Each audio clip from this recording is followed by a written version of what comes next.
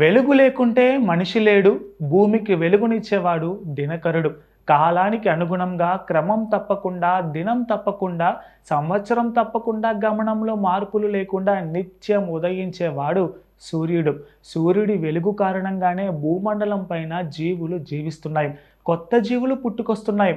సూర్యుడు తన కిరణాలతో నీటిని ఆవిరి రూపంలోకి మార్చి ఆ తర్వాత ఆ ఆవిరిని వర్షం రూపంలో తిరిగి కురిపిస్తున్నాడు. ముఖ్యంగా సముద్రాల్లో ఉండే ఉప్పు నీటిని ఫిల్ట్రేషన్ చేసి మంచినీరుగా వర్షం రూపంలో కురిపిస్తున్నాడు సూర్యుడు.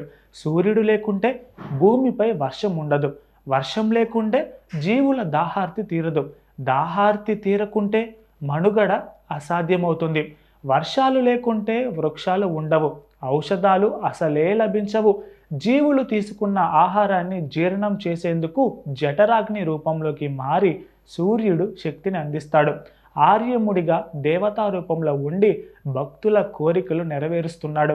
భగుడిగా ప్రాణుల శరీరంలో ఉండి వారిని పెంచి పోషిస్తున్నాడు. వివస్వంతుడిగా ప్రాణులు తిన్న ఆహారాన్ని జీర్ణం చేస్తున్నాడు. అంతేకాదు విష్ణు రూపంలో శత్రువులను కూడా నాశనం చేస్తున్నాడు. అంశుమంతుడిగా ప్రాణులకు శ్వాసగా నిలుస్తున్నాడు. జీవులు తాగే నీటిలో వరుణుడిగా ఉంటూ వారిని కాపాడుతున్నాడు. లోకాలకు చైతన్యం కలిగించే మిత్రుడిగా ఉంటూ ప్రతి ఒక్కరి అభ్యున్నతికి తోడ్పాటును అందిస్తున్నాడు. ఇలా వివిధ రూపాల్లో సూర్యుడు మానవాళికి, ప్రకృతికి లాభం చేకూరుస్తున్నాడు. అంతేకాదు వెలుగులు పంచే సూర్యుడికి 12 నామాలు ఉన్నాయి. అవేంటో ఇప్పుడు చూద్దాం. ఆదిత్యుడు, సవిత, సూర్యుడు, మిహిరుడు, అర్కుడు, ప్రభాకరుడు, మార్తాండుడు, భాస్కరుడు, బాణుడు, చిత్రబాణుడు, దివాకరుడు, రవి. ఇలాగా 12 పేర్లతో సూర్యుడిని పిలుస్తారు.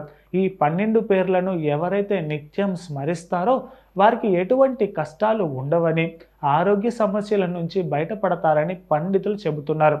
ప్రతిరోజు ఉదయాన్నే సూర్యాయ చంద్రాయ మంగళాయ బుధాయ చ గురు శుక్ర శనిభ్యచ రాహవే కేతువే నమః అని దినకరుడిని చూస్తూ శ్లోకాన్ని చదువుతారో వారు గ్రహపీడన బాధల నుంచి విముక్తి లభిస్తుందని పండితులు చెబుతున్నారు.